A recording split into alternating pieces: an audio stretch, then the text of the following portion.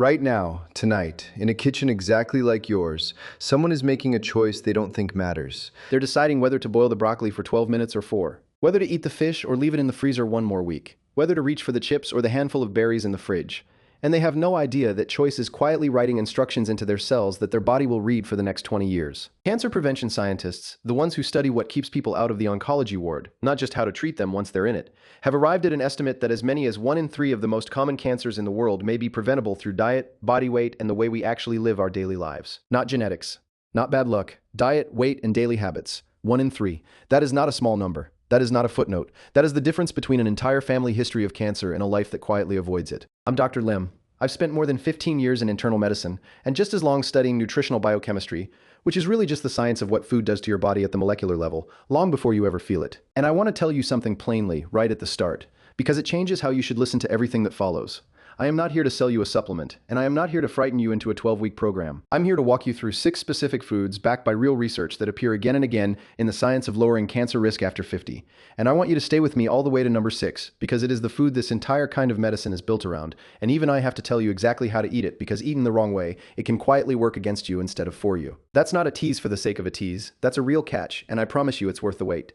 Now, before I give you the list, I want to give you something more useful than a list. I want to give you the lens to see it through. Because most of what you've heard about cancer in food is about subtraction. Eat less red meat, cut the alcohol, avoid the char on the grill. All of that is true, and none of it is wrong, but it leaves you with a plate full of absence, a plate of don'ts. And in 20 years of watching patients try to change their diets, I can tell you, nobody sustains a life built only around what they're not allowed to have. So tonight, I want to hand you something different. 6 things to add. 6 things that, according to the research, are quietly working in your favor every time you eat them. But to understand why they work, I need you to hold on to 3 words. Just 3. I'm going to repeat them because everything on this list ties back to at least one of them. And once you have them, the whole video will click into place instead of feeling like 6 disconnected facts. The first is oxidative stress. That's the slow rusting of your cells from unstable molecules called free radicals, damage that accumulates year after year and can eventually harm the DNA inside a cell. The second is chronic inflammation, not the swelling you get from a sprained ankle, but a low-grade, silent, years-long inflammatory hum in the body that, left unchecked, can create an environment where abnormal cells are more likely to survive and multiply. And the third is your gut microbiome, the trillions of bacteria living in your colon right now, which we now understand do far more than digest your dinner. They manufacture compounds that either protect the lining of your gut or, when the wrong bacteria dominate, contribute to damage over time. Oxidative stress, chronic inflammation, the gut microbiome.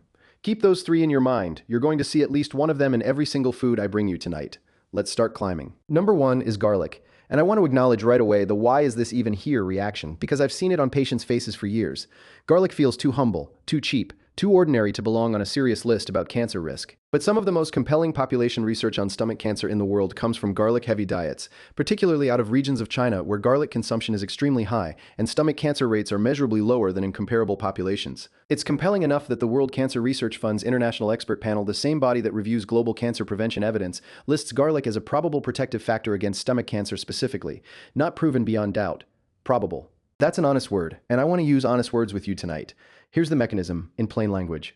Garlic contains a compound called alliin, which does almost nothing on its own. But the moment you crush, chop, or crush a clove of garlic, an enzyme inside the garlic called alliinase gets released and converts that alliin into a much more active compound called allicin. Allicin has 2 jobs that matter to you. First, it has a measurable effect against a bacteria called H. pylori, which lives in the stomach lining of a huge portion of the adult population and is one of the strongest known risk factors for stomach cancer. Second, the organosulfur compounds in garlic appear to interfere with the formation of nitrosamines, a family of compounds that can form in the stomach from nitrates and nitrites, the same preservatives found in some cured and processed meats. So garlic isn't just a flavor, it's doing chemistry in your stomach, right at the site where one of the world's most researched cancers begins.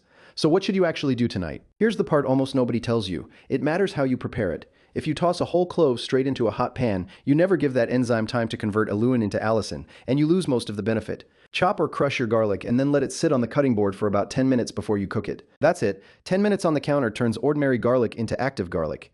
Aim for a couple of cloves several times a week in a stir-fry, whisked into a dressing, roasted alongside vegetables. And the same family of vegetables, onions, leeks, shallots, carry a similar profile, so you don't have to live on garlic alone to get this benefit into your week. Number 2 is beans and lentils, and this is one of the pieces of evidence I find genuinely hard to argue with, because it isn't one small study, it's a large body of research converging on the same conclusion. A well-known analysis published in the BMJ, pooling data from multiple long-term studies, found that for every additional 10 grams of fiber a person ate per day, colorectal cancer risk dropped by roughly 10%. 10 grams is not an enormous amount, it's about what you'd get from a single cup of cooked lentils. And colorectal cancer is not an abstract concern for this audience. It is one of the cancers where screening and diet genuinely move the needle, and it becomes markedly more common as we move past 50. Here's why fiber does this. When you eat beans, lentils, or chickpeas, your body can't fully digest the fiber in the small intestine.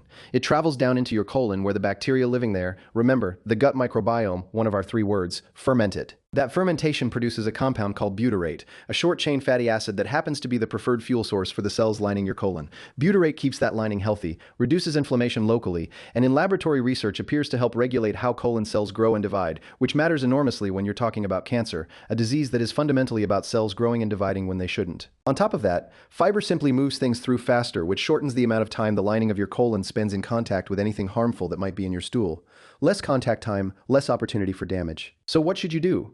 Half a cup of cooked beans or lentils a day, which is not a huge amount and not as loud as 3 cups at once, is what the research points to. A half cup of cooked lentils stirred into a soup, mixed into a grain bowl, tossed with roasted vegetables. Any of that counts. You don't have to eat them as the star of the plate. They're cheap, they're shelf-stable, and there's almost no cuisine on earth that hasn't found a way to make them taste good. Number 3 is cruciferous vegetables. Broccoli, cauliflower, Brussels sprouts, kale, cabbage, bok choy, and a few others in that family. And this is a family where the science is particularly strong because these plants contain a compound called sulforaphane, which has been studied exhaustively. Sulforaphane is a compound that activates a set of protective mechanisms inside your cells called detoxification pathways, essentially the defenses your own body is already building to neutralize and clear the things that might damage your DNA. When you eat enough sulforaphane over time, you're essentially arming your cells with better shields. You don't neutralize a threat that's already happened, but you're raising the odds that the next threat gets caught and cleared before it can become damage. The catch here is cooking. If you boil broccoli for 12 minutes, which is what most people do because they're used to it being soft, you destroy most of the enzymes needed to produce sulforaphane in the first place. Light steaming, 3 to 4 minutes, or eating it raw, or a quick stir fry, preserves the enzymes and lets you get the full benefit. Roasting until it's just starting to char at the edges also works beautifully and tastes better. So what should you do? Aim for a couple of portions a week. A side of steamed broccoli, a handful of fresh kale in a salad, a cup of raw cauliflower as a snack, roasted Brussels sprouts alongside dinner. They're filling, they're inexpensive, and once you stop boiling them into submission, they actually taste good. Number 4 is fatty fish: salmon, mackerel, sardines, herring, trout. These fish are loaded with long-chain omega-3 fatty acids, EPA and DHA specifically, compounds that appear to work directly on one of our 3 foundational ideas. Chronic inflammation. They're incorporated into cell membranes where they actively reduce pro-inflammatory signaling. They literally change how your cells talk to each other about inflammation. Over months and years of regular consumption, this appears to lower systemic inflammatory markers and, by extension, the environment that makes certain cancers more likely to take hold. And the omega-3s are most stable when the fish is baked, poached, or gently pan-fried, not when you're frying it in high-heat oil, which can oxidize those beneficial compounds and turn them into something your body has to defend against, instead of being helped by. So, what should you do? Aim for twice a week, a 3-ounce or palm-sized fillet, baked at a moderate temperature, or poached gently so the fish stays moist and the oils stay intact. Salmon is the most widely available, but mackerel is actually richer in omega-3s and often cheaper. Sardines, canned or fresh, work beautifully too. If you live somewhere with access to herring or fresh trout, those are excellent as well. Number 5 is berries. Blueberries, blackberries, raspberries, strawberries, tart or sour cherries, cranberries. Fresh or frozen, they're essentially identical in nutrient density because the freezing happens so quickly after harvest that there's no nutritional loss. Berries contain a family of compounds called polyphenols, a huge category of antioxidants that directly address one of our 3 foundational concepts: oxidative stress. These polyphenols are electron donors. They rush to unstable free radicals and stabilize them before they can damage your DNA. They're your cellular first responders. The science on berries is particularly robust. There's decades of research converging on the idea that eating them regularly appears to correlate with lower inflammation markers, lower oxidative stress, and in some studies, a measurable protective effect against cellular damage. So what should you do? A handful most days in your morning oatmeal, stirred into a yogurt, eaten straight from the bowl as an afternoon snack, or tossed into a salad. Frozen berries thaw beautifully and work just as well as fresh. They're the closest thing to dessert on this entire list. Naturally sweet, inexpensive when bought frozen, and genuinely the easiest habit to build because they taste like a treat rather than medicine. Number 6 is fermented, fiber-rich vegetables: kimchi, sauerkraut, miso, tempeh, and other fermented foods. And this is where I have to pause and give you the catch I promised you at the beginning. Fermented vegetables give you all of the fiber benefits of regular vegetables, plus they introduce a population of beneficial bacteria, probiotics, into your gut. These aren't just passing through, they're establishing themselves in your microbiome, producing beneficial compounds, and over time shifting the composition of your bacterial population toward more protective strains. Additionally, fermentation itself produces compounds, again, touching all three of our foundational concepts, that reduce oxidative stress, lower inflammation, and support the protective architecture of your gut lining. It's a nearly complete food for cancer prevention. Fiber for your colon bacteria, probiotics that seed your microbiome, anti-inflammatory compounds produced by fermentation itself, and antioxidants from the vegetables. It touches four of our concepts, and both of the 6 foods we've talked about so far don't do that. But here is the catch I promised you. Fermented vegetables, especially the traditional fermented foods from Korea, China, Japan, and other cultures, are usually extremely high in sodium. A single serving of traditional kimchi can easily contain 1/4 to 1/3 of your daily sodium limit, and sodium, over time, can raise blood pressure, damage your kidneys, and in some people may increase cancer risk through a different pathway entirely. So, what should you actually do? Look for lower sodium versions specifically, which are now widely available? Or make a version at home where you control the salt yourself. It is genuinely simple to do. If you're eating a more traditional, saltier preparation, treat it as a condiment rather than a side dish. A few forkfuls alongside a meal, not a bowl of it on its own. Pair it with fresh, unsalted vegetables to balance the sodium load across the plate. And if you are managing high blood pressure or kidney concerns, and I'll come back to this in a moment, this is exactly the kind of food where you want to talk specifics with your own physician rather than take a general recommendation at face value. Get this one right, in the right amount, in the right form, and it may be the single most complete food on this entire list. Get it wrong, and it can quietly work against the very risk it's supposed to lower. That's the catch. I told you it was worth the wait. Let me tell you about a patient I'll call Grace, because her story is the reason I keep making these videos instead of just publishing papers nobody outside a hospital will ever read. Grace was 66, recently retired, with a family history of colorectal cancer that had, understandably, kept her anxious for years. She'd had a colonoscopy that found a small polyp, removed, benign, but enough to rattle her. She came to me not looking for a miracle. She was looking for something to do with her fear besides sit in it. We didn't overhaul her life. We built one simple routine based on exactly the kind of research I've walked you through tonight. Lentils in her weekly soup rotation, a small side of low-sodium fermented vegetables a few nights a week, salmon twice a week instead of red meat twice a week, and a handful of frozen berries in her morning oatmeal. Nothing dramatic. Nothing that required a special trip to a specialty store. At her follow-up almost a year later, her inflammatory markers on routine blood work had improved, and she said something to me I still think about. She said it didn't feel like another thing being taken away from her. It felt like something she was adding to her health, rather than one more thing she had to give up. That's the whole philosophy behind this list. You are not being asked to grieve a diet, you're being asked to build one. Now, I want to be honest with you about where the limits of this video sit, because that honesty is exactly what makes the rest of it trustworthy.